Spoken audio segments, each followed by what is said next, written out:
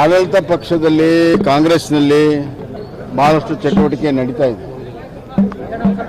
ವಿಶೇಷವಾಗಿ ಕೆಲವು ಹಿರಿಯ ಸಚಿವರ ಚಟುವಟಿಕೆಗಳನ್ನು ಕಳೆದ ಒಂದು ತಿಂಗಳಿಂದ ಗಮನಿಸಿದಾಗ ಮತ್ತು ಅವರು ಡೆಲ್ಲಿ ಭೇಟಿ ಇಲ್ಲಿ ಬಂದು ಕೂಡುವಂಥದ್ದು ಪದೇ ಪದೇ ನೋಡಿದಾಗ ನನಗನ್ನಿಸ್ತಾ ಇದೆ ಎಲ್ಲರಿಗಿಂತ ವಿರೋಧ ಪಕ್ಷದಕ್ಕಿಂತ ಹೆಚ್ಚಾಗಿ ಆಡಳಿತ ಪಕ್ಷದ ಮುಖ್ಯಮಂತ್ರಿಗಳ ಒಂದು ಆಕಾಂಕ್ಷಿಗಳು ಯಾರಿದ್ದಾರೆ ಅವರೇ ಭಾಳ ಅವಸರದಲ್ಲಿದ್ದಾರೆ ಈ ಮುಖ್ಯಮಂತ್ರಿನ ತೆಗೆಯೋ ಸಲುವಾಗಿ.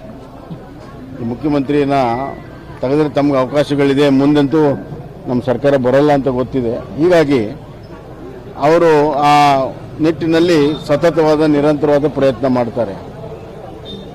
ಇದರ ಒಟ್ಟು ಪರಿಣಾಮ ಏನು ಅಂದರೆ ರಾಜ್ಯದಲ್ಲಿ ಆಡಳಿತ ಸ್ಥಗಿತ ಆಗಿದೆ. ರಾಜ್ಯದಲ್ಲಿ ಸಂಪೂರ್ಣವಾಗಿ ಆಡಳಿತ ಸ್ಥಗಿತ ಆಗಿದೆ. ಯಾವುದೂ ಕೆಲಸ ಆಗ್ತಾ ಇಲ್ಲ, ಯಾವುದಕ್ಕೂ ಹಣ ಬಿಡುಗಡೆ ಆಗ್ತಾ ಇಲ್ಲ. ಎಲ್ಲ ಕಾರ್ಯಕ್ರಮಗಳು ನಿಂತೋಗಿದ್ದಾವೆ, ಅಭಿವೃದ್ಧಿ ಕೆಲಸಗಳು ನಿಂತೋಗಿದ್ದಾವೆ. ಹೀಗಾಗಿ ರಾಜ್ಯ ಇನ್ನಷ್ಟು ಹಿನ್ನಡೆ ಆಗ್ತಾ ಇದೆ. ನೀವು ನೋಡ್ರಿ, ಕಳೆದ 2-3 ತಿಂಗಳಿಂದ ಬರೀ ಹಗರಣಗಳ ಸುರುಮಾಲೆ ಮೂಡ ಇದರಲ್ಲೇ ಕಾಲ ಕಳೆದೋಯ್ತು. ರಾಜ್ಯದ ಆಡಳಿತಕ್ಕೆ ಮುಖ್ಯಮಂತ್ರಿಯಿಂದ ಹಿಡಿದು ಯಾರೂ ಕೂಡ ಗಮನವನ್ನು ಕೊಡೋಕ್ಕೆ ಸಾಧ್ಯ ಆಗಿಲ್ಲ. ಹೀಗಾಗಿ ಕರ್ನಾಟಕದ ಒಂದು ದೌರ್ಭಾಗ್ಯ ಇಂಥ ಒಂದು ಸರ್ಕಾರ ನಾವು ಪಡ್ಕೊಂಡಿರುವಂಥದ್ದು ಅಂತ ಹೇಳಿ. ಇಲ್ಲ ನಾವು ಭಾಳ ಸ್ಪಷ್ಟವಾಗಿದ್ದೀವಿ. ಯಾವುದೇ ರೀತಿಯ ಈ ಸರ್ಕಾರವನ್ನು ಅಭದ್ರಗೊಳಿಸೋ ಪ್ರಯತ್ನವನ್ನು ನಾವು ಮಾಡ್ತಾ ಇಲ್ಲ. ಇಲ್ಲ ಯಾವುದೋ ಬೇರೆ ಕೆಲಸಗಳಿಗೆ ಭೇಟಿಯಾಗಿರ್ಬೋದು, ಆದರೆ ನಮ್ಮ ಹೈಕಮಾಂಡ್ ಭಾಳ ಸ್ಪಷ್ಟವಾಗಿದೆ. ಈ ಸರ್ಕಾರ ಅಭದ್ರಗೊಳಿಸುವ ಪ್ರಶ್ನೆ ಇಲ್ಲ.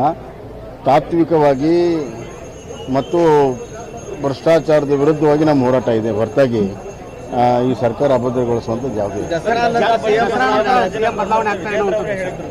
ಅಲ್ಲ. ವಿಜೇಂದ್ರ ಅವರ ಲೆಕ್ಕಾಚಾರದಲ್ಲಿ ಹೇಳಿದ್ದಾರೆ.